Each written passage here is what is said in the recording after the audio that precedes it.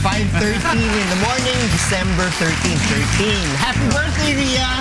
Happy birthday! Birthday pala ni Madam. Ay, mamaya may tamang Kaya wala, hindi ako pwede mamaya. Oh, happy birthday sa iyo, Miss Ria. At saka happy rainy Tuesday sa inyong dalawa dyan. Yes, sa it's likod. rainy Tuesday. Oo, malamig-lamig. At sabi nga sa may konti update din tayo sa pag-asa kanina, low pressure area, sabi nga nila, di ba, Kong? Hanggang Yes. may weekend daw ang ulan. Yeah, we'll be expecting rains mamaya din. Hanggang mamayang matapos ang araw. So, ang ating payo sa mga nanonood sa atin, Magdala ng payo. payo, mga jacket, ganyan. Para hindi naman mabasa Tsaka ng bota. ulan. Magsusulong sa baha kung hindi naman kailangan. Di ba baka leptospirosis. That's right! Anyway, so, yung last time, di ba nagtanong ako sa inyo before, yung tungkol sa death, kung ready na ba kayo? Last Tuesday Last yun. Tuesday, dito ka rin, no? So, eto, yung tatanong ko kasi medyo connected din doon. Kasi di ba usually may mga pagkakataon, yung mga kakilala natin o yung mga friends or relatives na nasusuong sa isang aksidente or sa isang pagkakataon at sinasabi, tapos nakakaligtas sila. Sabi na, siguro kasi hindi mo pa oras. Correct. Di ba may mga ganong sinasabi sila? Oo. Or pag oras mo na, oras mo na. O kasi yung iba, sobrang simpleng parang, yun na yun. Oo, di ba? So, alamin natin kung paano ba talaga yung sinasabi nga nila yung kung oras mo na, ay oras mo na. Sasagutin po yan sa pamamagitan po ng banal na sulatan ni Brother Eli Soriano dito po sa ating Biblically Speaking.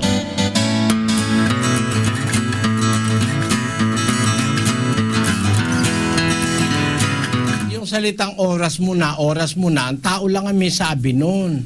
Pag ang Diyos ang kausap mo, iba. Pag Biblia kausap mo, nakatakda sa tao ang mamatay. No? 9:27 ng Hebreo. Kung paanong itinakda sa mga tao ang mamatay na minsan at pagkatapos nito ay ang paghuhukom. Nakatakdang mamatay ang tao. Ikaw, ako, mamamatay tayo. May takda tayong kamatayan. Pero ang nakakadetermino kung kailan, ang Diyos. Hindi totoo yung kung oras mo na. Hindi totoo yon. Alam mo kung bakit?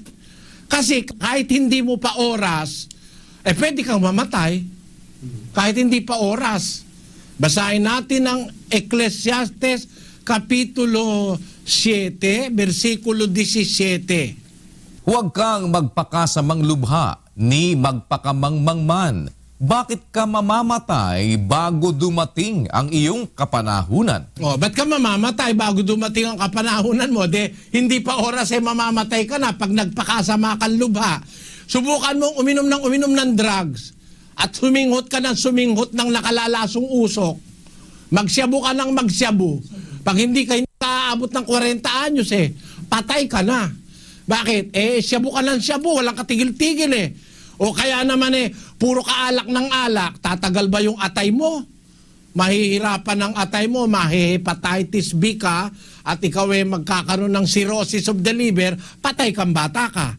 Bago dumating ang kapanahunan mo. Kaya yung kawikang, kung oras mo na, mali yun. Tuwid natin. Kahit hindi mo pa oras, pag nagpakasama ka, todas kang bata ka. Yun. Ngayon, kahit naman dapat ka nang mamatay, sabi ng doktor. Pero kung may takot ka sa Diyos, pag humiling ka, pwede naman niya i-extend ang buhay mo Basahin natin ang 10:27 ng Kawikaan. Ang pagkatakot sa Panginoon ay nagpapalaon ng mga kaarawan. Ngunit ang mga taon ng masama ay mangangaunti. Ang pagkatakot sa Diyos, nagpapalaon ng kaarawan. Gaya ni Haring Hezekias, mamamatay na siya, meron siyang sakit na ikamamatay.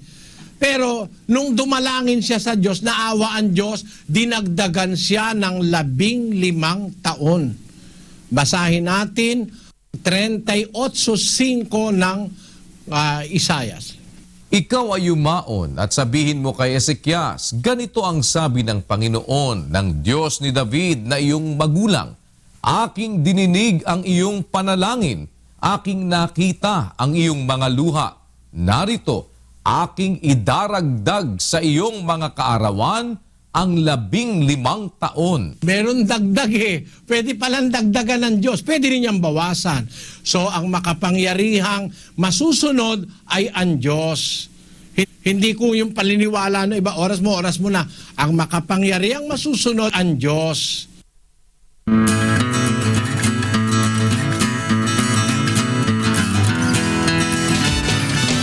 O, yun naman pala. So, yung mga sinasabi nga na pag oras mo na, eh, salita lang yan ng tao. Kasi nakatakda talaga tayo na mamatay sa oras ng Diyos. And of In course, His time talaga. In His time. And of course, kung halimbawa, tulad nga yung sinabi ni Brother Eddie, napakagandang example ng kanyang sinabi. Kung ikaw ba naman nagpababaya sa sarili mo, diba, nagsyabu ka na nagsyabu, uminom ka ng uminom ng alak natural, diba, iikli talaga yung buhay mo. Diba? Tapos sabi niya, if meron pa akong isang na narinig sa sinabi ni Brother Eli Soriano is yung sabi niya, pag sinabihan ka ng doktor na, di ba, usually pag may cancer patients, sinasabihan nila yung tanning, di ba, you only have 3 to 6 months to live, ganyan.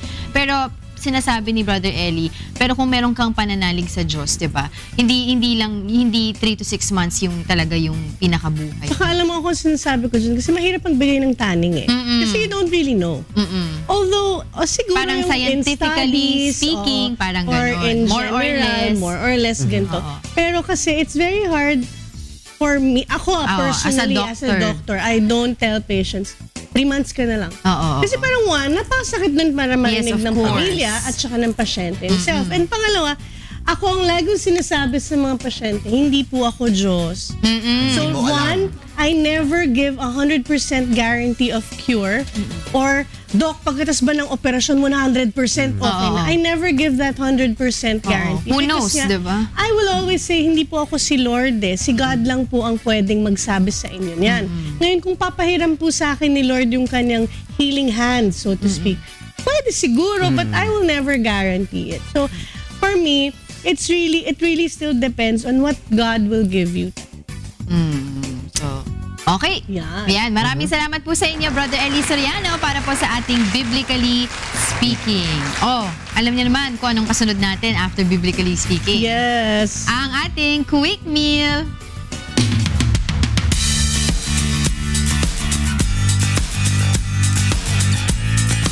Ayan, good morning. Ito na ang ating quick meal. Pero nagyayakapan kami ni Kikay ngayon. Ang ginaw Ang ginaw, diba? Cuddle weather nga.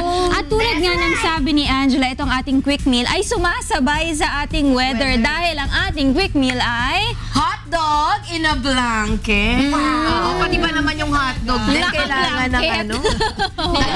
Nakakaloka ito. Oo, kasi nilalamig din sila. Pero hindi yan, no? Ang tawag nga daw nila dito sa ibang bansa, itong hot dog in a blanket nila ay pigs in a blanket nila. Pigs Sa in a Amerika, blanket? sobrang sikat niyan. Na comfort food naman nila sa bansang Amerika. Parang narinig ko na to somewhere. Ano? Oo, pag nakita mo yung ating finished product mamaya, makikita mo na, ay oo, nakita ko na nga ito, di ba? Pero ano na ba yung mga ingredients na gagamitin natin dito, Kikay? Siyempre, Rina, meron tayo na hot dogs. Ayan, meron tayong red and meron din tayong brown. At siyempre, meron din tayo na flour. Tapos meron din tayo na itlog and yeast. Tapos meron din tayo dito na asin at gatas. At syempre, simple lamang itong lutuin. Kaya simulan na natin, Kikay. Okay, Rina, ito na ang paggawa ng ating hot dog in a blanket number 1. Ilagay ang ating yeast at tubig at haluin ang dalawa.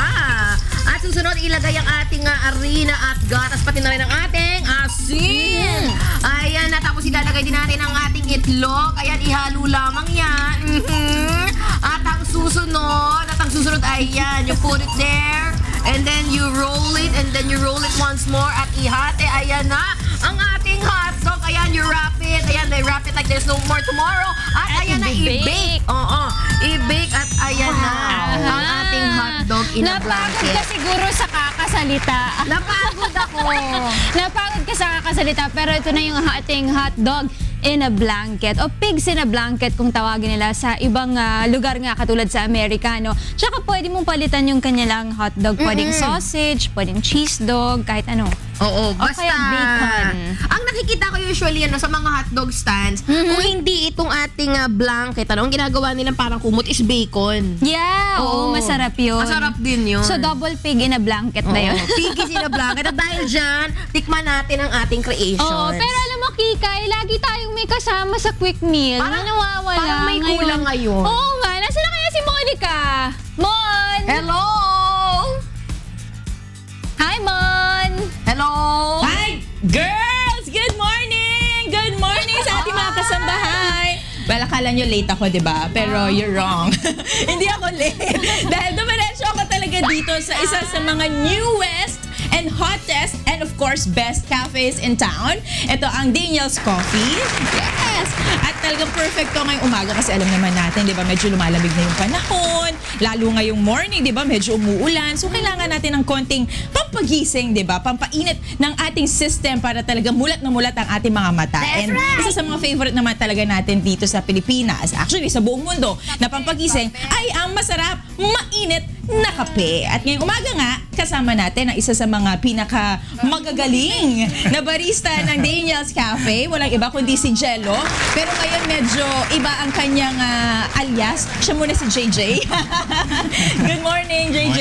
Good morning po, kuya. Good morning, kasambahay po. Ayun. JJ, alam naman natin na talaga tayong mga Pilipino mahilig sa coffee, no? Pero dito ba sa Daniel's Cafe, ano yung talagang best seller, yung lagi in-order ng mga tao? Kalimitang in-order po natin ng mga customer po, yung cappuccino. Kasi kakaiba siya, parang hindi naman siya normally nagagawa sa bahay. Mag-steam ka ng milk. Medyo foamy. So, basta may kakaiba siyang texture na hindi siya magagawa ng normal na machine po. Oo nga. At saka kasi ang gusto ko, ako personally, mahilig rin ako sa cappuccino kasi may milk siya, di ba? So, hindi siya ganun katapang, pero nandun pa rin yung pampagising effect ng coffee.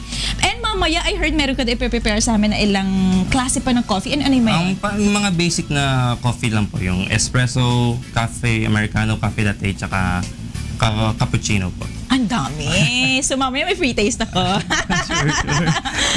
Alright, so mamaya mga kasambahay, abangan nyo dahil siguradong, actually kung may oras kayo or nasa area kayo, pwede kayong pumunta dito. Bukas na po ang Daniel's Cafe at pwede kayong makisama sa aming pag-prepare ni JJ ng iba't ibang mga kape at siguradong magiging maganda ang gising nyo ngayong umaga. So balikan nyo kami girls dito ha, mamaya po yan sa pagbabalik natin dito sa Daniel's Cafe. Back to you guys sa studio. Mon, gusto rin namin makatikim niyan. Hindi, nandun naman pala si Monica. Para may tester! Pero sana next Kailangan time, ano naman, Ano? hot chocolate naman. Kasi hindi nagkakape si Angel. Diba? May inggit ako. Uy, mo, napansin ko lang tumerno ka talaga kay Jello Oo nga eh.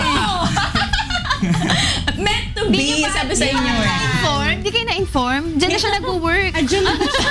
Hindi ko nakuha yung memo. Girls, hindi ba kayo na-inform? Dito. Oo, hindi ba kayo na-inform? Last day ko na kahapon sa bahay. Dito na talaga ako. Manager na ako. Nakuha yung memo. Pasensya na. Ganon, ilista mo na ang aming orders. See you girls later. Thank you, Monica. O, ayan, Rina, ha? Mamaya magkakape tayo dyan sa Yes. Daniel. So, So, matikman pero yan. ngayon, syempre, alamin natin, magkano na nga ba ang mga pangunahing bilihin dito sa Kalayaan Market?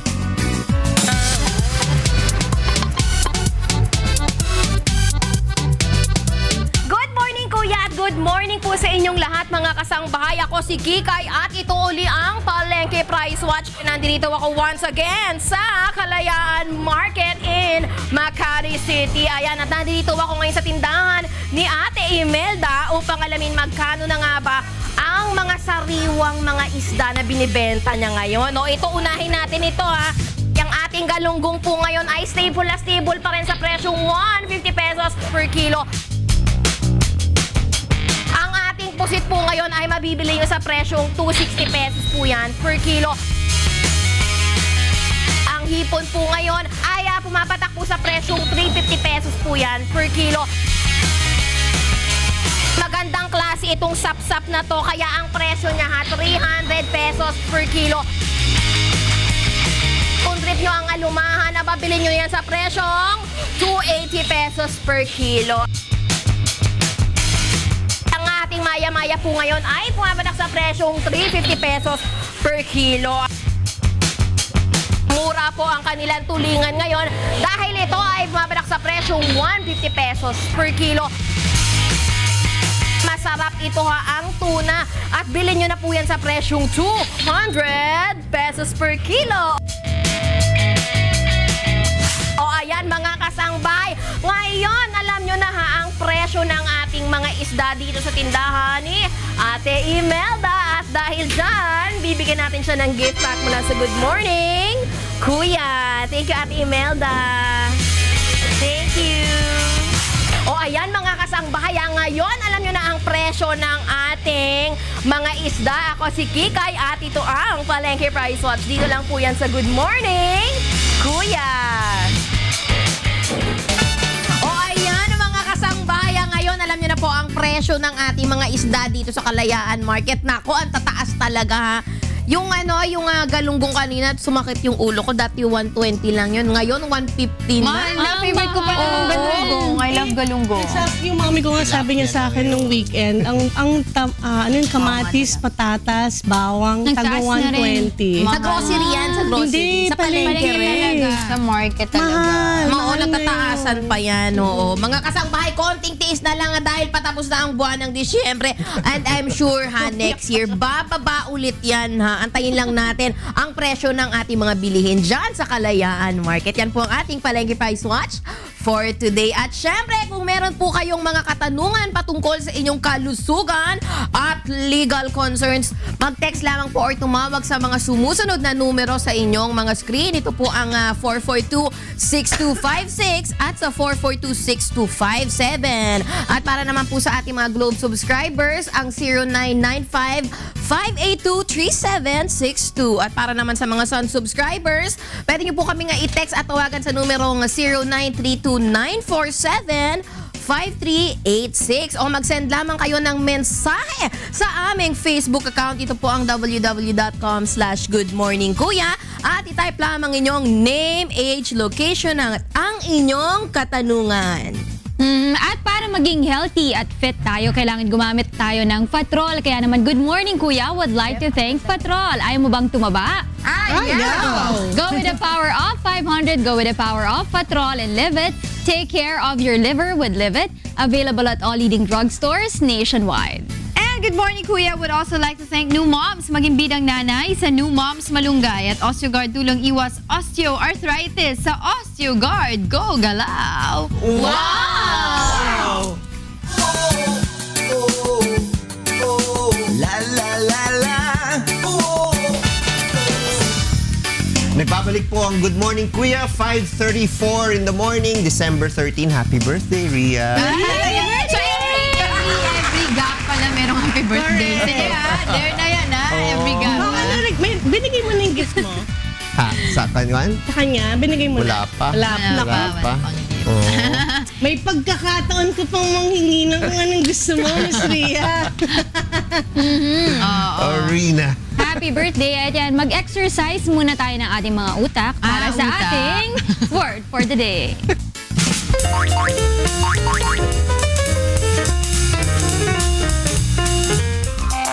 Word for the day. Disputatious. Adjective. Taking pleasure in arguments. Example sentence. John's disputatious personality makes him a great lawyer. In Tagalog, magaling makipagtalo.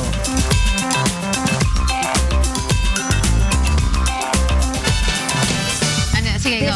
Go, kayo na. Ako na, tapos na. Attorney Reggie is disputatious. Yan yung sasabihin ko, Ayan is disputatious. I have reason to believe that Brother Eli Soriano is one of the best, is good in disputations. Okay, Ayun. Wala na. Disputations. Magaling I agree. Magaling. I'm not good in disputations, so I agree. Debate. O yun, maganda yung sentence niya. Ulitin Ano mo. ulit?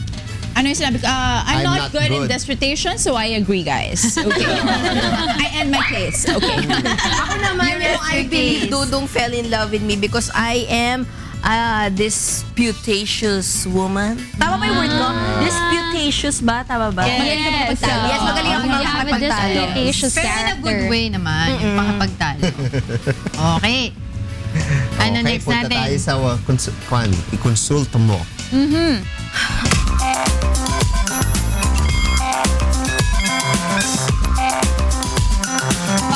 Meron tayong magkukuha nagkukonsulta ngayon, palagay na lang natin sa ating mula sa ating 1,360 satellite monitoring centers. Ayan po mula sa ating Facebook account. Ayan, I think this is for you, Kong. Legal question ito mula kay Rowena Torres sa Cebu City. Hello po, nais ko sanang itanong, kami po ay nagpapagawa ng bahay. Nagbayad po kami sa architect. Fully paid yan, Kong, para sa plano. Then sinimulan na po yung pag-build ng house. Nung mabuo na po yung unang palapag, napansin po namin na iba po siya sa ibinibigay or ibinigay sa aming plano. Then kailangan ninyo pwede ninyo kasuhan yung architect, no? Ngayon, kung yung architect ang mismo yung contractor ng bahay. Kasi usually, ang architect gumagawa lang ng plano, tapos yung contractor yung nagbi-build mismo, nagpapagawa ng bahay. So, kung sino man ang may problema dito, kung may contractor talaga yung architect na nagpapagawa o nagko-construct ng bahay, siya mismo ang pwede mong kasuhan sa tulong po ng architect, no? So, yun po. So, pwede po ninyong gawin, i-raise ninyo sa architect kung bakit iba yung nasa plano sa ginagawang bahay. Yun, yung kadugtong lang kong kasi nung kanyang katanungan. Kasi ngayon po, pag tinatanong namin siya, ang dinadahilan po niya ay binago niya para makatipid kami.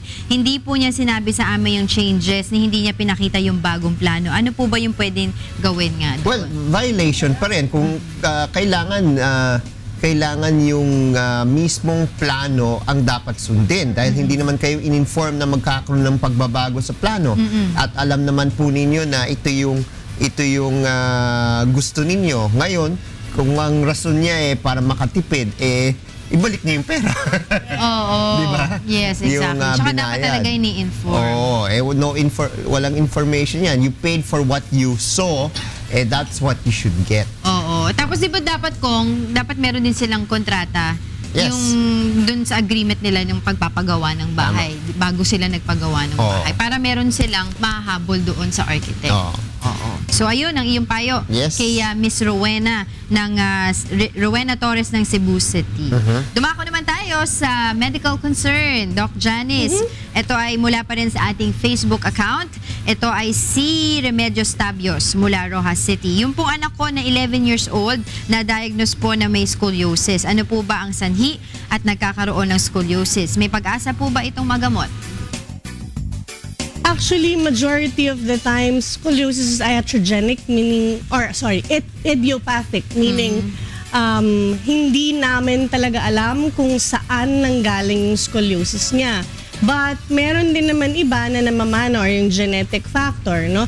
But now the other thing would be there's no cure other than surgery. But the good news is, hindi naman kasi lahat ng pasyenteng may scoliosis kailangan operahan. Kung gantong edad na 11 years old, kailangan lang i-monitor siya kung magpa-progress yung scoliosis niya. Normally, we do x-rays every 6 months to about a year. Then we monitor the progression of the curvature. If the degree of curvature increases 5 degrees every year and reaches about 20 degrees, then we suggest putting a brace. If the curvature is 20 to 40 degrees, pwede pa siya i-brace sa ganitong age group. And then, kapag nag-start na siya mag-skeletal maturity, hindi niya sinabi kung babae o lalaki yung anak niya, no? Kapag babae kasi, tapos nag-start na mag-menstruate, then ibig sabihin, nag-start na maging skeletally mature yung pasyente. So, mas maganda na in essence, lesser na yung risk of progression kung maliit lang yung degree of curvature. Pero kung kunyari, malaki yung degree ng curvature at gantong age group, medyo may chance na mas mabilis pa siyang mag-progress. Ngayon, if the patient's degree of curvature increases or reaches 40 degrees and increases every 6 months to a year ng mga 5 degrees, then we may recommend surgery. But yun nga, it depends. Normally, we monitor about 2 years, then see the progression. Kasi itong age group na to, ito yung mabilis yung growth spurt Pero meron ba siya mga dapat iwasan na gawin since 11 years old siya para hindi mag-increase yung... Wala siyang cure or walang pwedeng gawin para ma-prevent or mapabagal yung degree of curvature. It's more on management. Maski mag-brace, no? Yung bracing, yun nga po, depending on the age of the patient and the degree of curvature, kasi yung brace mahal kong. It's about minimum of 25,000. So, hindi lahat nirekomendahan namin ng brace. So, pag nirekomendahan mo ng brace, the degree of curvature is about 20 to 40 dun sa age group na hindi pa skeletally matured. So, pag nakakuha ka ng 18 years old, hindi na yon. Hindi na. So, kung kunyari, nasa 20 degrees, ang purpose mo or goal mo for putting a brace is to try to prevent progression. Yes. But, you tell the patient and the relatives that this is not to revert the curvature. This is not to straighten the spine. This is to hopefully prevent further progression of the curvature. Yun yung purpose ng brace. Pero yung hindi pa rin siya foolproof in essence. So, pwede pa rin siya mag-progress. Now, yung iba, it's a misnotion na, Doc, may scoliosis ako, pwede ba magpa-PT? Pwede naman, wala namang problema kung magpapa-PT tayo. But what's your purpose? Kasi if you think na pag nag-PT ako, mako-correct na yung curvature ko, mali po Sad to yun. say, It's not, sad to say, hindi talaga curable ang scoliosis other than maglalagay ka ng bakal dyan to straighten the back. Kung exercises may actually help strengthen your core and back muscles, hopefully prevent further progression, but it's also not a cure for the scoliosis itself. Sabi din nila, Doc, daw yung swimming. Parang yun din, okay It din helps daw to yun. strengthen the back. But yun din, it will not Yeah, of revert the course. curvature. So yun. Pardon the ignorance. Kasi marami akong mga kabarkada na merong scoliosis. Yung parang yan yung paes, ano? Yes. Parang paes. Ay, never ko natanong sa kanila kasi I don't get to see them anymore. Na do they want to get this treated dahil Do they want to get- gusto ba nilang lumapit sa doktor magpatingin para ipaayos aesthetically or meron silang nararamdaman sa kanilang buto? Well, Painful ba ito? Oo. what I normally tell, kasi I will get patients, Doc, may back pain ako kasi may scoliosis ako eh. No. It's a misnomer. Again, and I've been telling patients this. The reason is because, think about it this way. You have your scoliosis 24 hours a day, 7 days a week. But your back pain is not there 24 hours a day, 7 days a week. So, it shouldn't be the cause. Kasi if that was the Doesn't cause of the follow. pain, then palagi siya dapat nandyan. So, a patient with the back pain of a patient with scoliosis is caused by the same thing as any other patient, which is muscle spasms. No, most common cause pa rin yung muscle spasm. Now, I would only consider that the scoliosis is a cause of the back pain if the curvature is very severe na. If it's more than, say, 90 degrees or more than 40 degrees, yun pwede na kasing maipit yung nerve roots ng pasyente. And that may actually cause pain. But kung kunyari maliit lang yung curvature, hindi naman yun siya nagkakos ng pain. Ngayon, sinasabi mo gusto ba nila magpatingin or let's say, magpa-surgery because of aesthetics, medyo yung mga spine surgeons, kasi scoliosis surgery is not an easy surgery. It's a major, extensive procedure and you're going to, in essence, gagalawin mo yung spine ng pasyente. So I don't think a spine surgeon would just say, sige, diretsuhin natin yung likod mo because ang pangit niya eh. Normally, they only recommend nga surgery if the degree of curvature is 1, more than 40 degrees, 2, progressing pa siya. Pero kung kunyari stable na siya at 40 or 41, 42, what's 2 between friends, hindi na yun nire-recommend. Although I'm only speaking for majority of the surgeons, I don't really know yung thinking nung iba. But normally, the criteria for judging kung magsa-surgery o hindi is if the curvature is progressing, if there's neurologic deficits, meaning yun nga, may sensory deficits, may motor deficits, or may nararamdamang pain yung pasyente, and on MRI, it's consistent with the MRI findings, then they recommend surgery. Plus, if it's still progressing, at least 5 degrees Okay. So, maraming salamat sa iyo, Doc Janice. Sure. And of course, dun sa nagpadala ng ating katanungan na yan, na si Remedios Tabios ng Rojas City. And sa mga televiewers natin na nanonood, tuloy-tuloy na, di ba, yung ating usapang pangkalusugan. And of course, dun sa mga may gusto pang magtanong, tulad ng sinabi ni Kike kanina, bukas po ang ating mga linya ng telepono and of course, ang ating mga social media accounts para doon sila magpadala ng kanilang mga katanungan. Narito po si Kong Erin Tanyada para po sa legal questions and of course, Doc Janice para naman sa medical Halit kaya concerns. tayo minsan. Ikaw na lang ang ikaw na lang ang legal. Tignan natin. Tapos Oo. sasabihin ni Kong, tama! Oo, pwede. O, tuloy-tuloy na natin. Ano ba ang ating pag-uusapan sa usapang pangkalusugan?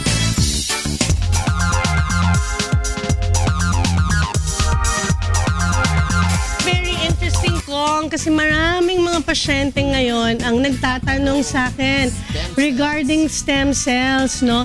And interestingly, yesterday when I was looking for kung anong i-discuss natin ngayon sa usapang pangkalusugan, I came across this study from Mayo Clinic in Florida. Okay. Now, yung title ng article is Mayo Clinic finds surprising results on first ever test of stem cell therapy to treat arthritis. Ngayon, as I was saying a while ago, marami po mga pasyente ngayon nagtatanong, Doc, may arthritis ako, mag-work ba ang stem cell?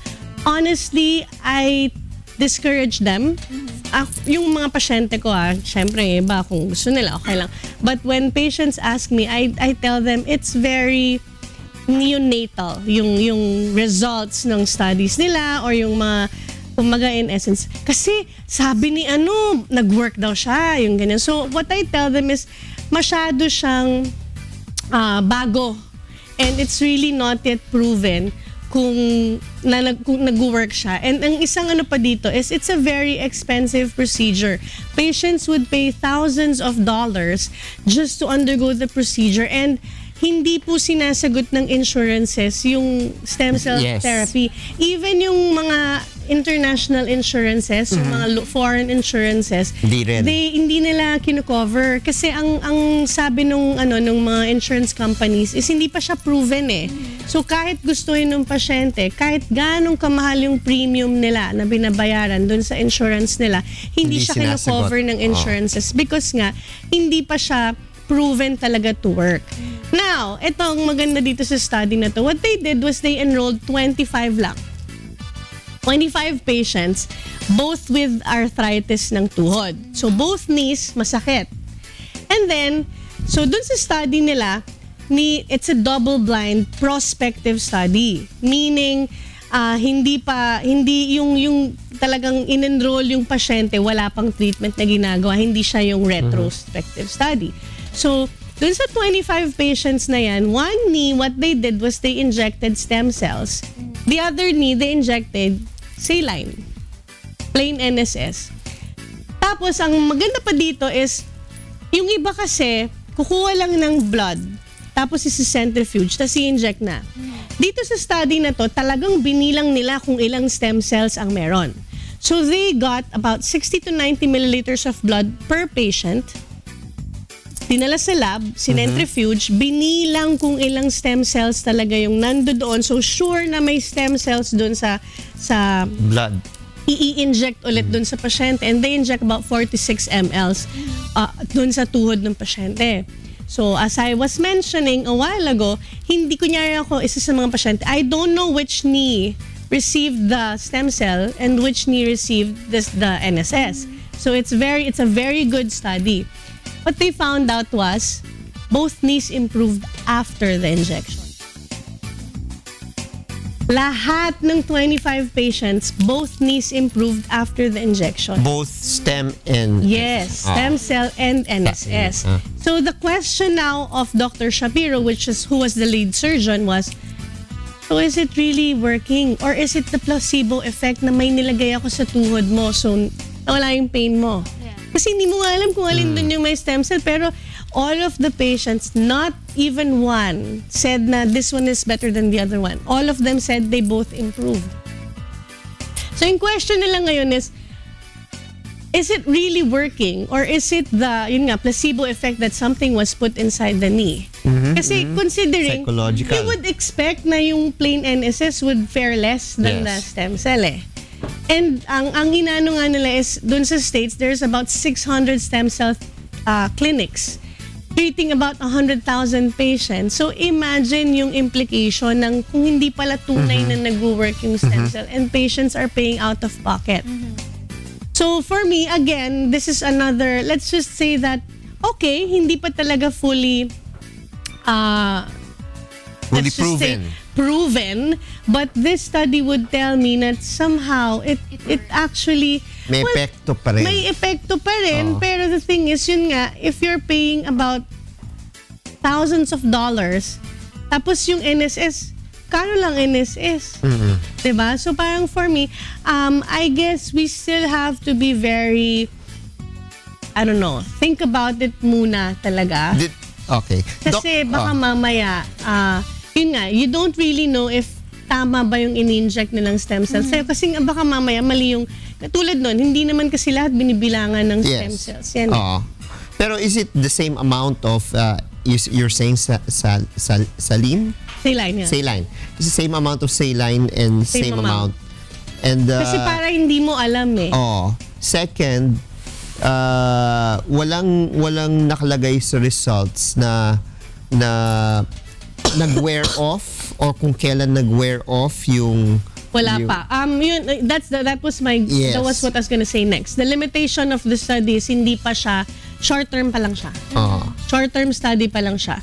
So, they are actually recommending na wag muna tayo mag-jump to conclusions na it really works. And kasi kumbaga parang point is, if you're going to spend this much on something that may actually has the same effect as just plain saline, maybe hold off on it muna until we've really proven that it does work.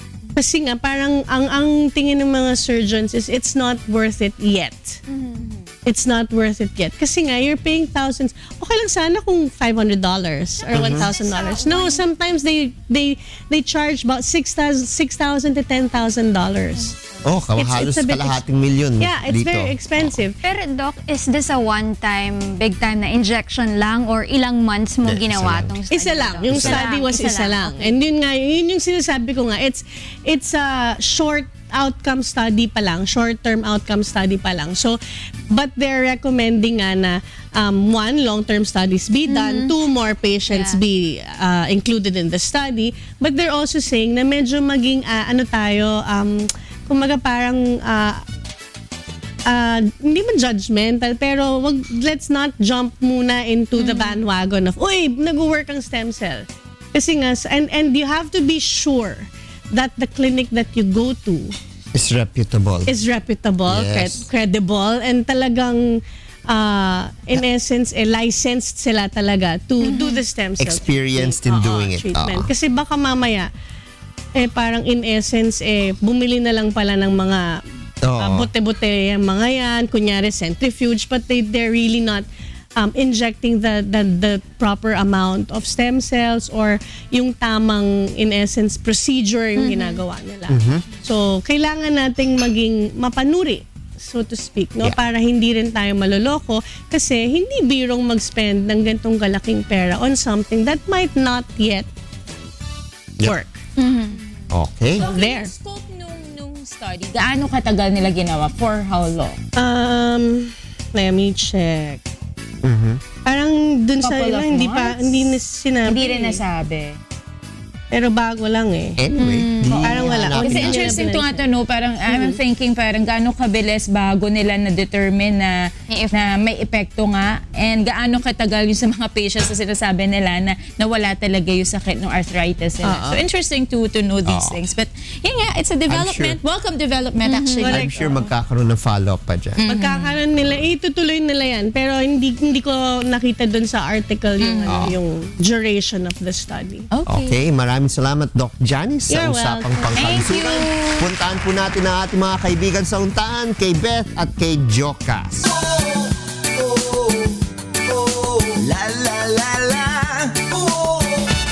Ayan, nagbabalik ang Good Morning Kuya, December 13, 2016. And time check muna tayo. Ang oras ngayon ay 6:33 in the morning. At mukhang si Kong ay may sinundo na namang bisita para sa atin. Kong!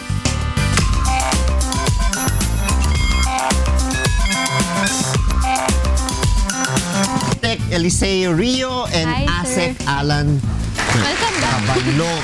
Yes, please. Good morning. Have a seat po. Have a seat. Thank you.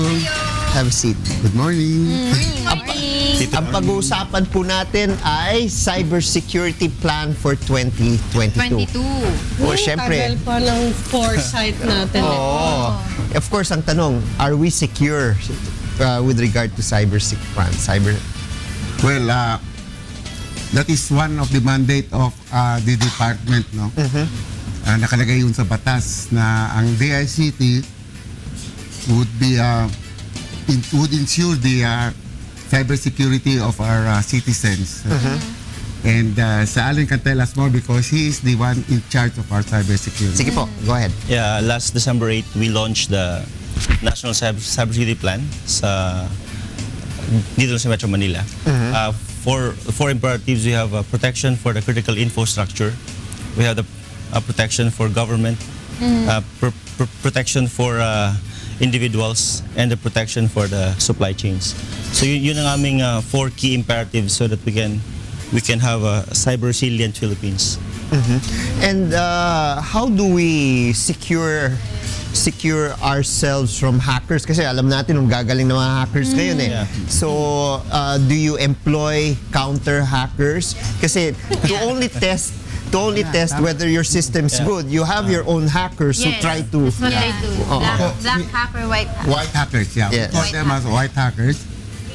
They show the institution or agency the vulnerability of their system. And however, yung cybersecurity natin is a more wide scope, no? We will start with the government muna. Okay. Dahil yung private sector natin May sariling... and more sophisticated than the government right now. Yes. DICT hosts 170 agencies, no? Nandun yung website nila, nandun yung data center. And this is what we are going to protect. So initially, may sariling firewall na yan, but we will enclose the whole network with With a parang a mother firewall. Yes. And that will sound alarms kung may mag-attempt to enter or data will be pulled out. Kasi right now, I think with the experience that we've been having, Anonymous, Anonymous have been going through the different agencies and then post, no? So ang iniisip ninyo, before they can even go to the agencies, kayo yung magpro-provide ng cover Opo. sa Kasi labas. well, cybersecurity is kung katumbas yan ng ginagawa natin to secure our homes, no? So we put fence, a firewall, we put alarm systems, specifically to prevent intrusion. Gusto natin i-prevent yung crime, gumanap yung crime. Opo. So the better our cybersecurity is, the less likely cybercrime will be committed. But of course, that is that would be only in an ideal world, no? Cybercrime is really a threat right now. Alam natin ng DICT ay isang bagong ahensya, yung secretary kaka-confirm lang last week, no? Ano yung mga step-to-step plans? Kasi 2022 yan, you'd be providing the shell, no? The protective shell on all government agencies. Pero sa ngayon, now that you are going on your first year, second year, third year, ano yung mga plano ng DICT? Yeah, next year kasi we will be establishing the National CERT. So the National CERT will serve as the focal body that will monitor threats across agencies. So of course, we are also protecting the personal information ng isang ahensya.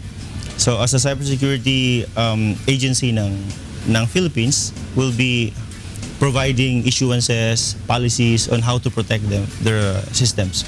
So yun ang gagawin ng Department of ICT. And then eventually we'll be also cascading sa mga regions. And then we'll be cascading yung awareness. Katulad dito, so it will be part of the awareness. Yes. We have the hashtag print, yung paper, radio, internet, and TV as a multiplier effect nung pagkascade ng aming plano. Ang oversight ng DICT ba, let's say for example, may breach sa security nga ng mga ahensya, no, in terms of computers. Ang oversight nito yung Data Privacy Commission?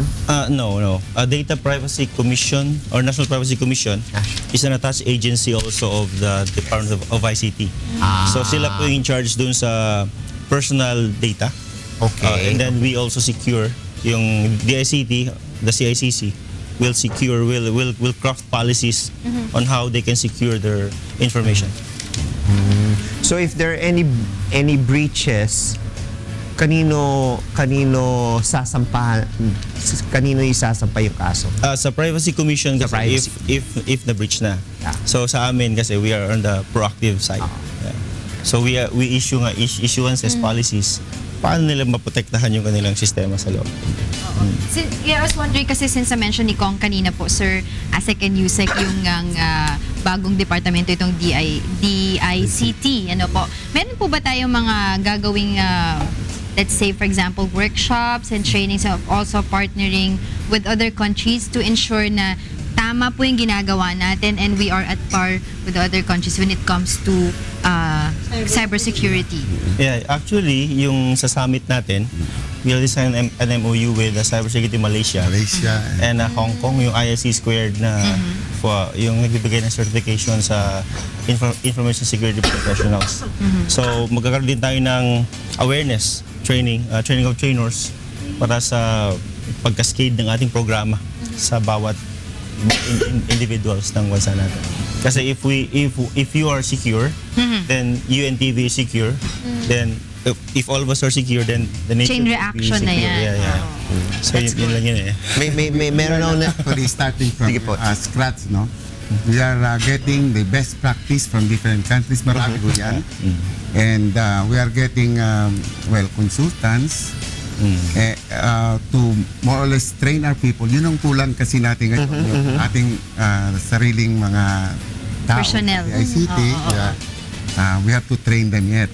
So that will take some time. But meantime that we are training our own, we are going to get outsource. We will outsource yung cyber security mga procedures natin. I'm curious to know po, sir, kasi since you've mentioned nga po, aside from sa lack of personnel na challenges na kinakaharap ngayon ng ahensya, ano-ano pa po yung mga, sa tingin nyo, as you embark the journey of yung cybersecurity plan natin for 2022, ano-ano pa po yung mga challenges na ating kinakaharap ngayon? Actually, maraming challenges kasi as a nation, hindi pa tayo mature in cybersecurity. Diba? So yun ang ating, we should develop the culture of maturity with regard to cybersecurity. Otherwise, kahit anong train mo, kahit anong technology mo, diba?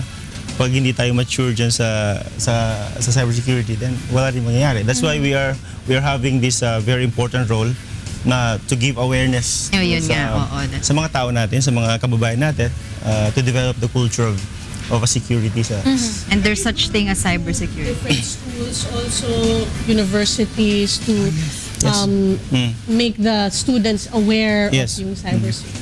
Yeah, last week also we conducted yung Cyber Sea Games. Merong marathon ng hacking games, but it's more defense. It's more defense. So hindi mo naman alam paano mag-defense if you don't know the offense. Correct. So we conducted good those games. Yeah.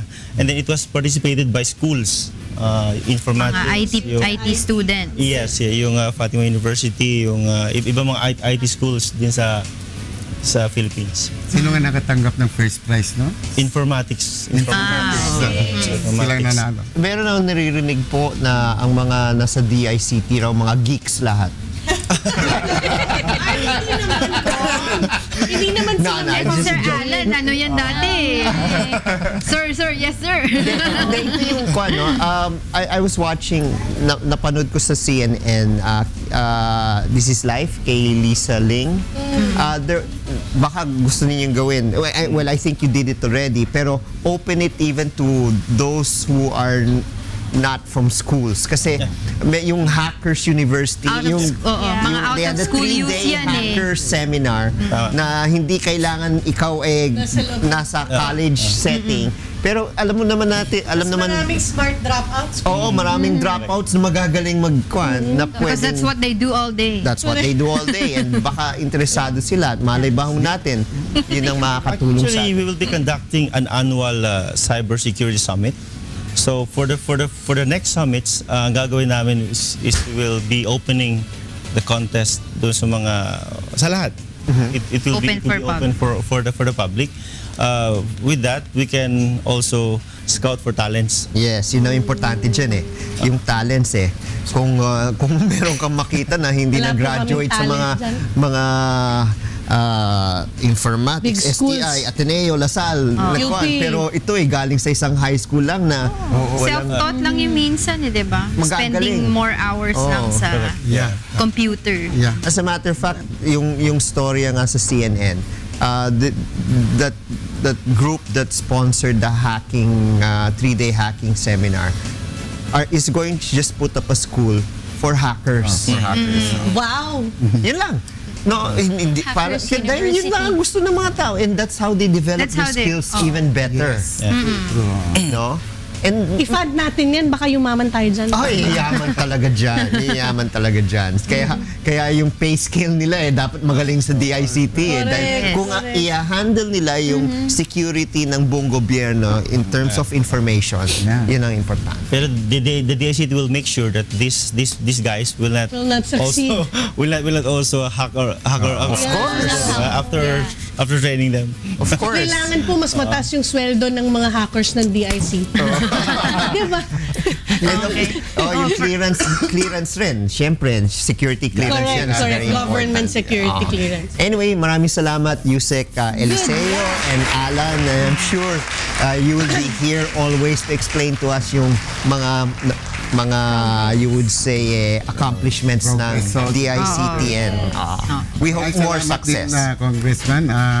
We really need this type of forum to make our citizens aware of what the government is doing on cybersecurity Yes. and how we can protect ourselves from cyber crimes. Okay, maraming salamat. Maraming salamat po kay Salamat. Yusek Eliseo Emrio. Ayan, Oh, yan, of course, si Kuya. and of course si Asek Alan Cabandong. Puntahan natin si Monica na nasa Daniels.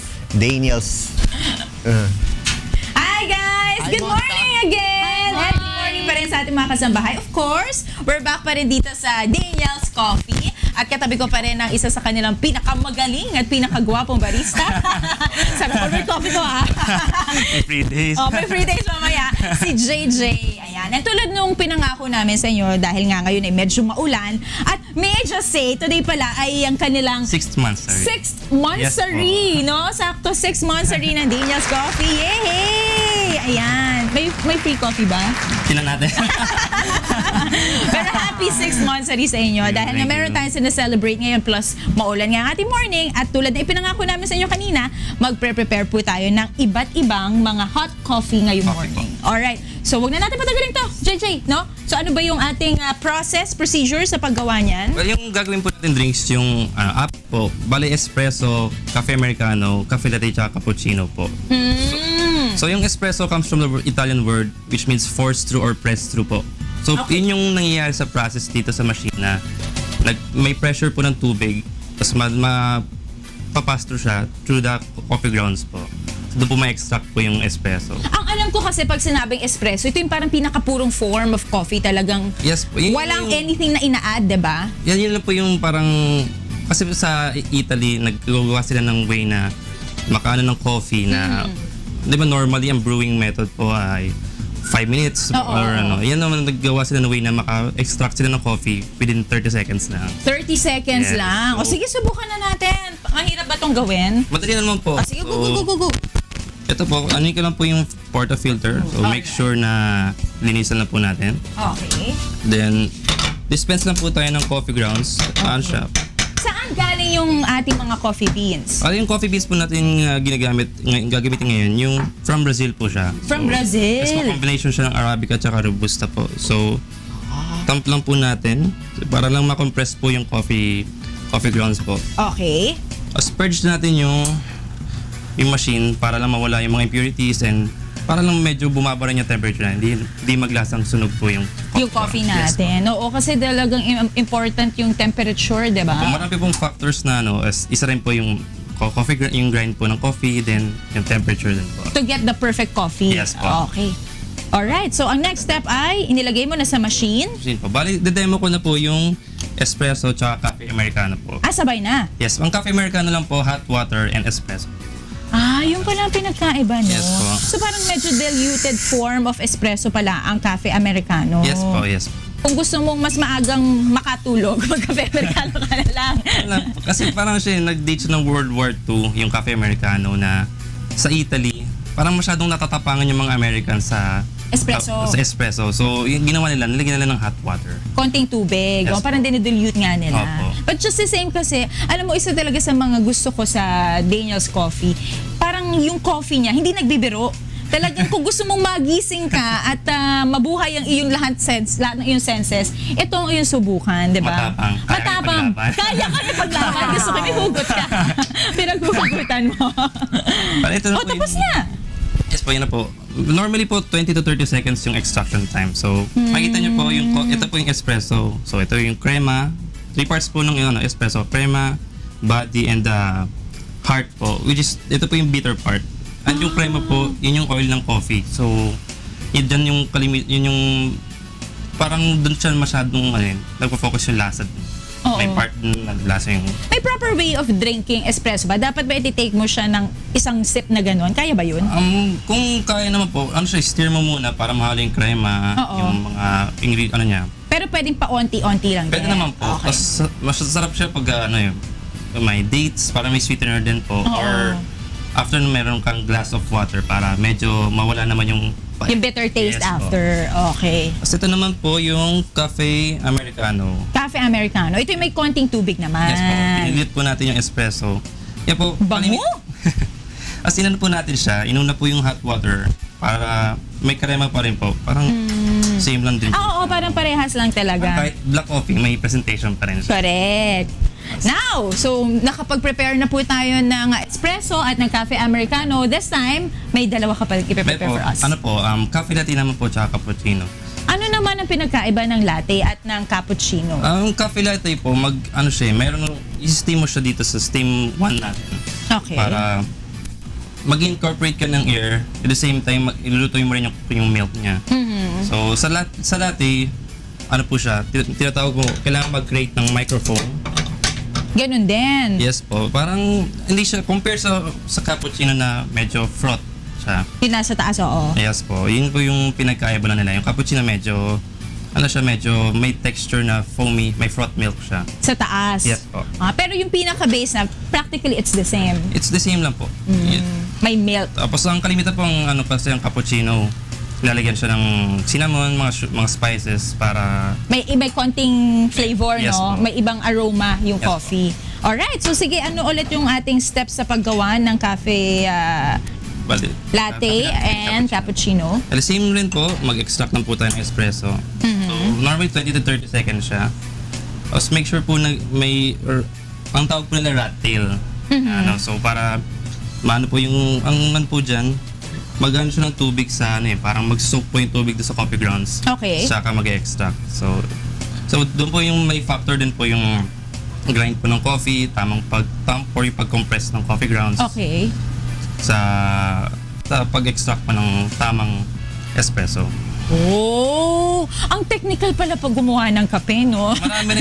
Marami rin kasi lahat naman pwede magana ng machine, pero syempre, mas maganda kung mayroong onting alam din. Oo, parang it takes experience and katulad mo na talagang sanay na sanay sa ganito para makuha mo or kumbaga ma-extract mo yung full potential ng coffee beans, di ba?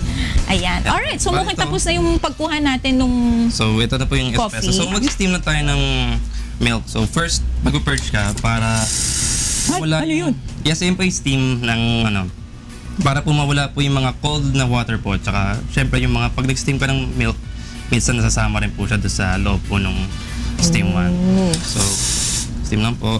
So sa steam lang natin. Anong klaseng milk yung ginamit mo pala? Full cream milk po siya. Kasi mas mas Malasa. malasa po. Tsaka, yung mas wala siya mag-texture na mag-texture po pag maglalatay ka. Okay.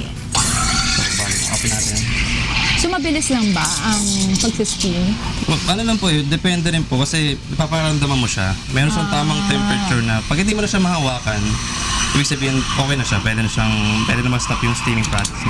Oo. Pag yung tipong napapasok ka Pag na. napasok na. Tama na, stop na. Yes po. Tsaka meron siyang tamang temperature ng milk para lumabas po yung sugar niya. Ito. Ay, ang sarap niyan. Milk and coffee, no? Tapos purge ulit po para hindi po Tapos, ito na yung mga sinasabi mo spices o hindi? Dililipat mo lang? Lipat ko lang po para okay, mas madali lang po siyang i-pour sa coffee. Pero ang bilis ha, parang matter of seconds, parang umuusok na agad yung coffee natin, ay yung milk natin. Malakas po kasi yung pressure ng steam po.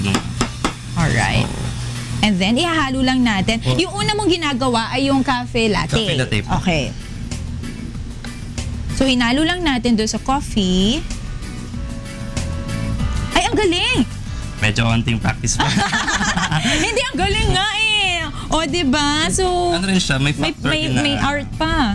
na pagka na-pour mo siya ng maayos, ibig sabihin tama yung na-incorporate mong air dun sa steam na milk po. So, ibig sabihin, pag hindi ko na-achieve yung gantong klaseng parang top na itsura, ibig sabihin, may something wrong sa pag-steam ko ng milk. Masyado pong manipis yung na-incorporate mong air or masyado pong makapal, which is magiging cappuccino na po siya. Oh, So, yun alright. yung next na gagawin natin, yung cappuccino. Yung cappuccino, so ibig sabihin, kailangan mas makapal yung air dito. Yes po. Okay. Bali, parang itong milk po natin, para madodouble po yung volume niya. So, ibig sabihin, mas matagal mo siya sa steam. Ganun ba yun? Same lang naman po siya. Ang mas kanina po kasi parang onting baba ko lang po. Parang onting lang in-incorporate po ng air. Okay. So ngayon mas lang po siya. Ayan. Actually, ito yung gusto ko tikman, yung cappuccino. And kung marinig niyo po, yun po yung pag-incorporate ng air para may whistling sound po. So, ibig sabihin nun, Nag-incorporate ka po ng air. okay. At sabi sa akin kanina ni JJ, no, kaninang morning, ang cappuccino daw ang bestseller nila dito sa Daniel's Coffee, dun sa kanilang mga hot coffee. So mamaya, titikman po natin yan para malaman kung bakit nga ito ang kanilang bestseller. Okay. Po ulit. Then kunin po natin yung espresso. Ito na yung second cup natin. And Bali, meron tayong para mas lalo pong maging foamier po yung natin, maging frothier po yung milk. Ano lang po natin siya. so, konti pa. Yes po. Para maghiwalay po yung medyo wet sa foam ng gatas po. Ganun pala siya.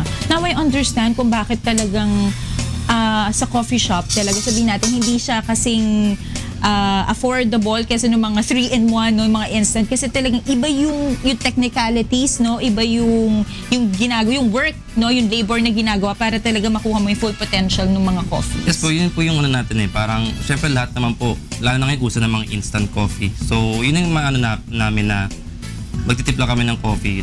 Hindi nyo naman, kumbaga magagawa ng sabay, pero syempre iba pa rin yung may onting knowledge, may onting experience. Tsaka iba pa rin talaga pag from scratch eh. Iba yung lasa, diba? Iba yung flavor, iba yung aroma. So alright, gawin na natin itong cappuccino ng mabilis.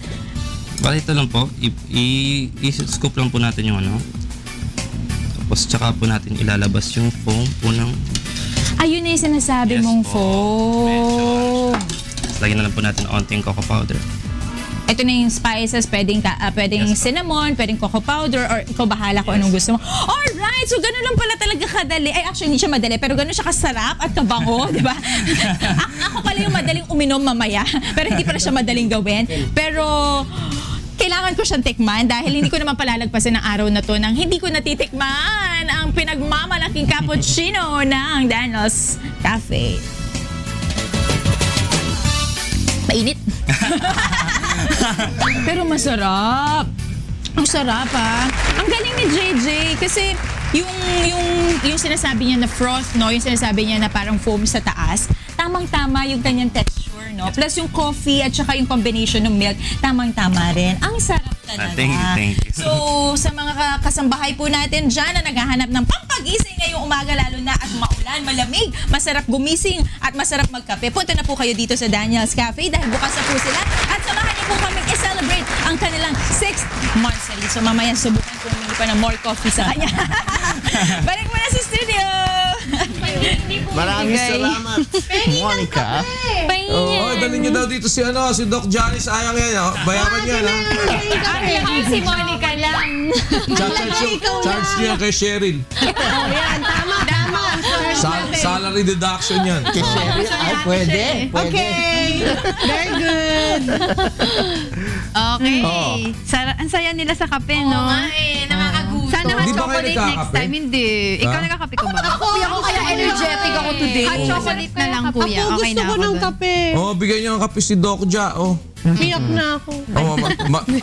Try niyo din pagka nilabas na namin yung aming green coffee. Green. Yan. Kasi ako pa lang ngayon ang umiinom eh. Taste Kuya, yung mga benefits ng green coffee. Well, isa sa mga benefits ng green Green-minded. coffee, nakakapag-lose ng weight. Green-minded. Pero yung beans, Ikaw yun. saan galing ang beans? Organic yung beans. Dito na rin sa... No. Ay, It's hindi. imported. It's imported. So, merong galing, may galing ng... Yung isang ginagamit ko ngayon, tinatry ko from US. Meron din galing ng Latin America. Tapos, I will be getting one from Brazil. And meron din akong paparating ngayon na mga acai na Berries. masarap na parang siya, parang yogurt. Beans. Okay. Parang yogurt siya na i-introduce natin dito. Daniel's Acai. Kailan natin ilo-launch yung green coffee? Itong green coffee by next year na. Next year na. By next. Aabangan. Pero they say yung Brazilian beans, masarap rin. Oo. Yung mga ginagamit na, meron din tayong ginagamit na mga Brazilian beans. Meron tayong, may paparating din ako ngayon ng mga itatry namin na ilalagay natin sa menu natin. So, iba-ibang klase ng beans. But of course, isang ngayon na i-cater ko din, yung ating sariling bean dito sa Pilipinas. Saan manggagaling, kuya? Nanggagaling sa Batangas. Pero ito Barako. ay special na bean na ginagamit natin. I-develop din ngayon dito sa atin for export. Yeah. Kaya gusto natin tulungan din na ma-promote. Yes. Okay. Ano ba ang breakfast natin? Ayun.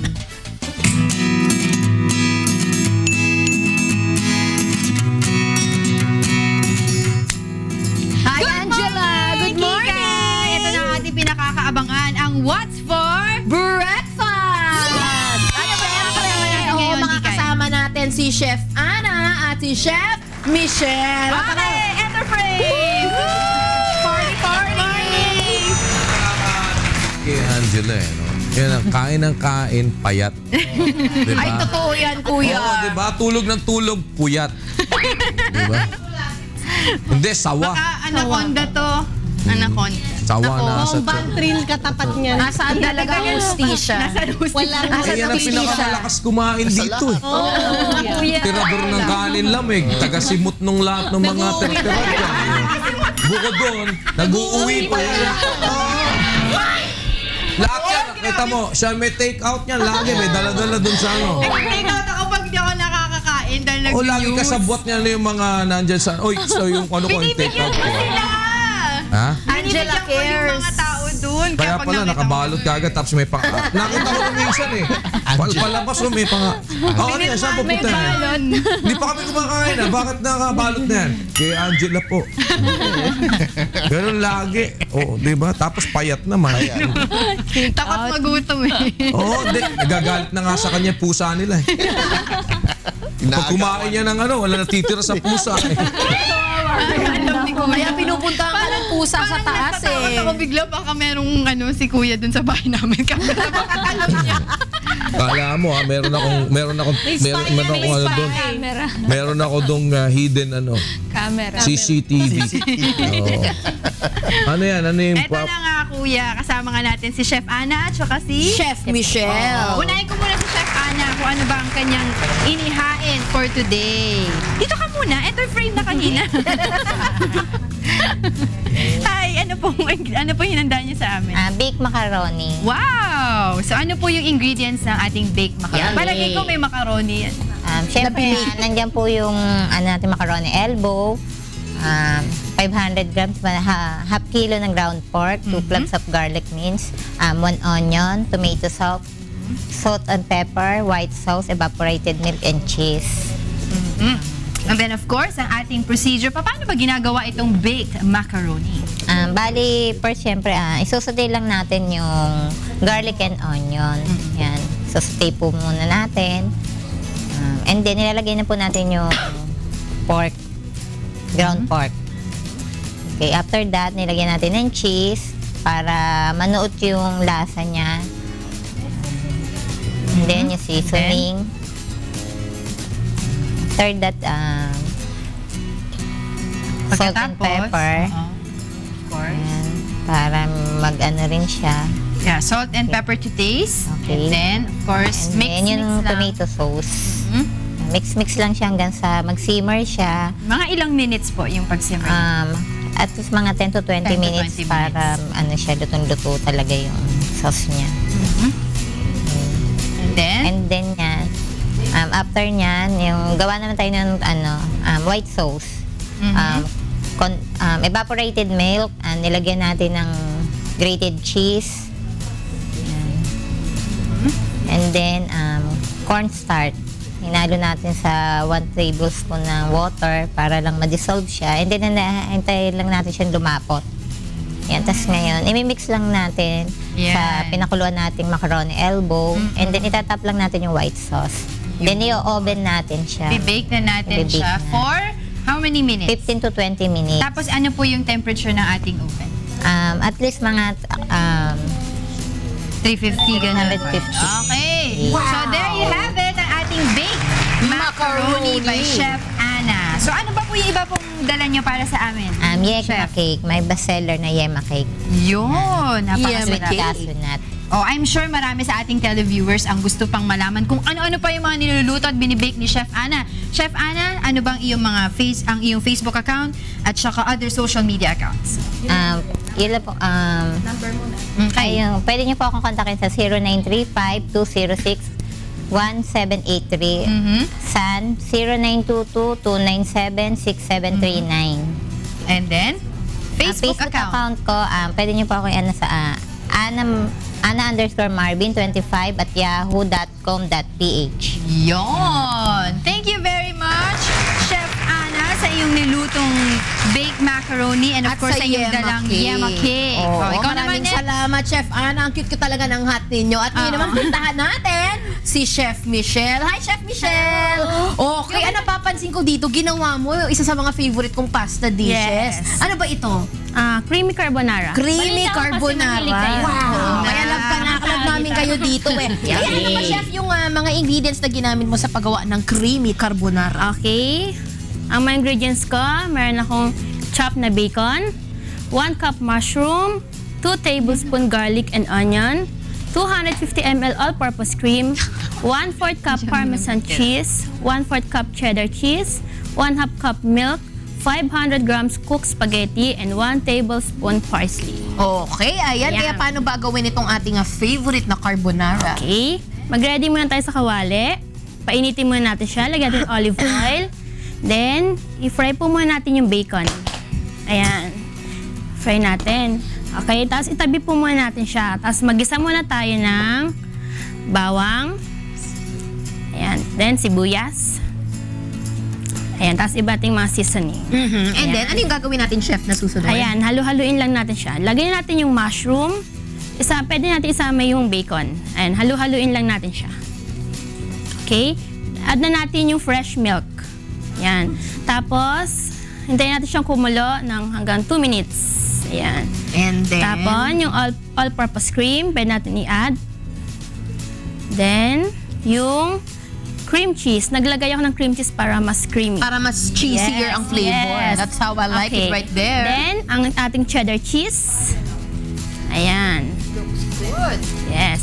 Lalagyan natin siya ng pepper and salt para mas malasa. Tapos haluin na lang Haluin na lang natin siya. Pwede natin siyang patayin ng apoy. Yan. I-ready natin siya. Ayan na. Ayan Finished na. product. Yummy. Ang ating creamy Yes, carbonara. Tapos, chef, meron ka rin ginawa dito na... Yes, nag-ready rin po ako ng garlic bread at saka salted caramel cake. Wow! Nako, na-excite talaga ako dito. At chef, para naman sa ating mga kasambahay na nais ka kontakin, Yes, para kung gusto niyo humingi ng mga recipes at para magpa-cater na rin, saan ka ba nila pwede makontak? I-add niyo lang po yung Facebook ko, Michelle's Freshly Baked. Tapos, pwede naman po mag-deliver or meet up. Yan. Okay. Tapos, ito po ang number ko, 0906 619-2848. Jologs ka, chef, ha? Parang yung si Boy Atake, nag-post siya, sabi nga na, bigay ng aking mga Junakis. Sabi ko, ang bira, magsi-70 years old na to, Junakis ang salita. Jologs, parang... Talagang mga chef nag-meet up na ngayon, gano'n? Pwede Ma-eyeball-eyeball. Pagka medyo malapit lang naman. Kikitain mo na lang. Pag order kaysa mag-shipping fee sila. Mas makakatipid pa. Plus, you get to interact with So them. mag-order ako sa'yo, tapos meet up tayo, dadalhin mo yung order ko. Sure. Gandang galawan niya, nagalawang breezy. Ayos, Pangmalakasan. Huling hirit sa 2016. Okay? Maraming salamat sa iyo, Chef Ana at Chef Michelle. Thank you. Thank you. Thank you. Excited na kami. Thank you. Ayos, Ikaw ba, Rina? Nagpakasal ka na, di ba? Kaya ngayon, Rina Villamor, camera, action! Pwede rin, kuya. 1, 2, 3, diba? camera. Lagi namin sinasabi yun sa taas, hindi mo lang nadidinig eh. Sabi ko, ba't kaya tumatawa si kuya? Nanginginig na ako nun sa takot. Bakit kaya? Meron Hindi, ba pag sabi ka, narito na si Rina Villamor, sabi nga, para naman sa mga balitang sports, narito si Rina Villamor, camera. Tapos edi bibigyan, action. Ano naman ang pinag-aralan mong specialty para sa... Wala pa, kuya. Wala ka man lang. Mag-aaral pa lang ako ngayon. Nagbe-bake ka naman eh. Nagbe-bake ako, kuya. Bake pasta, mga ganun. Kasi at least, di ba, ang mga babae, kahit na isang putahe man lang, alam niyang iluto para sa asawa niya. Kaya ko maghanda. Ginisang sitaw. Ba naman yung handa sa luto eh. Ayaw ko maghanda. Bibili ka sa sa handa. Yun na nga yun eh. Di ba, Papaluto order ako, tapos, tapos ay, may delivery mo. Ayan, handa. Hindi, technique doon, kuya. Itatago mo yung delivery. So wala ka talagang man lang na pwedeng ipagmalaki na, ito talagang Pang-bake, specially kuya. made for you. Ha? Cake. Cake nga lang, kuya. Ang alam ko. Luto, hindi bake. Wala eh, kuya. Kahit itlog or hotdog, bacon. Hindi ko pa natakot ako kasi mag-fry ng food. Sa bagay, minsan tinry niya magpakulo ng tubig, nasunog pa. Kanin lang, kuya. marunong ka? Kanin, oo. Yan. Kani, puro tutong. Oo, kuya. Si Doc dyan, tatawa-tawa kasi mukhang wala din pong alam Marunong ka ba? lutuin. Meron. Meron, Kaya ko mag-carbonara. Ayos, Kailangan mo ng ayos, lasa. Kaya to. Palagay ko, nag-order to kay Chef. Chef, meet up tayo, ha? Nag-meet up kay Chef. Paano nga ba gawin yung carbonara? Ganon. Pero alam mo, okay yun, ha? Yun ang isang role ng nanay na hindi nawawala. Yung ba tipong Tatawagan mo pa rin. medyo may edad na sila, pero laging nandun pa, meron ka pang living yan. cooking book. Alam mo ba, kuya, totoo yan. Ginawa niya ako dati sa yellow paper. Yung mga niya, Hindi, alam mo kasi Pamana. alam mo kung ba't ko nasasabi yun? Kasi Mami ako, Beth. I always ask my mom, Totoo. my uncle, kung paano ba, paano nga gawin yung paano mo nga niluluto yung ganito? Kasi minsan pag may gusto ako lutuin, na alam ko magaling siyang magluto ng gano'n.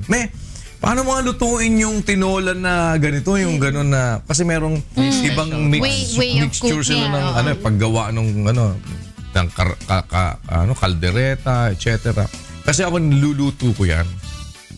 Luluto ko yung kaldereta, adobo, sinigang, yung mga gusto kong kainin talaga. At pinag-aralan ko lutuin. Tapos, pag may nakakain ako sa restaurant, na Tinatry. masarap to ha, pinag-aaralan ko din lutuin. Kaya ako sa bahay, pagka nagluto ako, tinatanong nila, ano yung tawag sa luto na yan? Ay, yan ang pacham. Pachamba. Pero tama ka, Kuya. Hindi, pero alam mo, nagugustuhan nila eh. Oo nga. Ibig sabihin, pag alam mo yung basic ng pagluluto, pwede ka na maggawa na Mix and sarili match. mo. Kasi marunong ka lang maggisa, alam mo na paano yan. Alam mo kung ano yung gusto mong lasa eh. Gusto ko ng konting medyo matamis. Gusto ko medyo konting ganito, medyo ganon. Alam mo kung saan mo kukunin yung lasa na yun. Gusto mo lasang konting medyo amoy kilikili. Alam mo kung saan mo. Di, alam mo yun, di ba? Eh, si Arlene, ayaw ni Arlene yung medyo may amoy kilikili. Cumin. May isa pa magaling magluto, kuya, yung kapatid ng mami ko, si Tito Omi, magaling din magluto yun. Pag nag-fishing kami sa Florida, gumagawa pa ng ceviche yun on the boat. Kita mo naman ha. Pero tama yung sabi mo. Fishing lang sa Florida, di ba? Di ba? Florida lang. Sa fishing lang ha. Nandun pa. O ikaw naman, saan ka naman fishing? Kuya, wala. Hindi nga ako nagluluto eh. Wala. Sa amin, pagka gusto mong magluto, punta ka doon sa bakuran namin, manghuli ka ng bibe. O kaya manghuli ka ng ano. Sariwang sariwa. Pinugutan mo siya ng Lutuin na natin ulo, yung buhay ostrich pa sa rin marong. eh. Diba? O kaya gusto mo, mamilmit ka doon sa amin. Mamilmit ka doon sa plaisdaan ng tatay ko. Makakahuli ka ng hito, ganito kalaki. Uy, mas laki naman nun. Oo, kasing laki ng hita mo. Actually, mas malaki pa. Halos magiging kasing laki mo na. Sobra naman. Hindi, totoo yun ha. Huwag ka lulusong doon sa plaisdaan ng tatay ko. Baka kainin ka ng hito. Ang laki ng hito nun. Masarap yun. Oo, kala mo. Ganun, malaman. Malalaki yung hindi, nakakatakot na nga eh. Tapos pag nabigwit mo, hindi mo na maaahon. Baka ikaw pa yung Kaya lang, hindi mo na alam kung anong lutong gagawin mo doon. Yun ang litsong hito na siguro yung gagawin mo doon. Ano specialty ni Mami Beth, Kuya? Lahat ng lutong bahay, alam lutuin ni Mami. Guess natin siya. Oo nga. Lahat Ito pa sila ni ano, ni lahat Daddy. ng pati yung lumpia, magaling magluto ng lumpiang Wow, prito. sarap. Yummy. Lumpiang sariwa. Yung kaldereta, adobo, kaldereta. tinola. Pag nagtinola, mami ko, sabaw lang ang inaano ko. Sabaw at tapos tsaka ako titirahan ng pirito. Ay, Hindi, gusto ko sa tinola niya yung sabaw. Tapos saka ako sasabayan ng prinitong Isda. pinrito. Hindi, kung ano yan ba, fried, chicken tinola, no? Tapos saka ako sasabayan ng fried chicken. Tapos saka kukuha ng sili at saka patis at kalamansi. Ayos. Yummy. Isang buto-buto. Oo. Tapos yung kaldereta na iba pagkakaldereta, yung medyo talagang Malapot yung masarap yan. malasa. Nakita mo yung Yan isda yung na hito yan. na yan? Hindi. Ba yan? Espada yan eh. Espada pala yan. Espada yan. Ang yan. laki kahit niya na.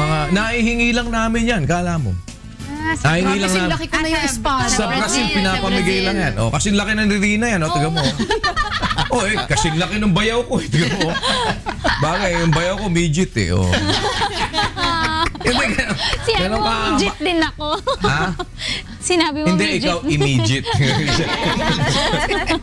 Ikaw, tinatawag na ako. Corny ni Tawa Kuya. ka ng tawa dyan. Kala mo. Bakit? Ay, baka mamay, pabalot mo naman lahat. Tapakainin mo muna yung mga tao bago may balot lahat. Grabe! Bakit ako pag ako nakakakain? Lagi ka may kasabot yun. Ito. Lumakas ka, pakita ka dyan. Kala nyo, meron ho dito lagi nakatago. Ito. Nagtatago dito yan. Bulong ng bulong yan dito kanina pa. Oo, alam mo kung ano binubulong niya. Yung para kay Angela. Nasa yung supot mo. Kita mo, di ba? Ikaw kasabot, di ba? Nakakontrata lagi yan eh. That's right! Kainin niyo muna iba. Okay. Okay. Yung ating mga kapitbahay. puntahan. Before we go there, gusto ko lang pong batiin. Welcome home kay Tito Ome, Tita Sol, Jager, Jade, and Nathan. Enjoy your vacation. Ayan. Erin, ikaw. Meron mong babatiin? Ako, Mama and Papa, good morning. Okay, happy birthday ulit kay Ria. Happy birthday! Looking forward to the whole day with you. I love you, John ko. I love you always and forever. viewing day kay Mother Earth nanonood. Hello, Happy- Mother Earth. Okay, puntahan po muna natin ang ating mga kaibigan sa huntahan kay Beth at kay Jocas. Hi! Yes ko.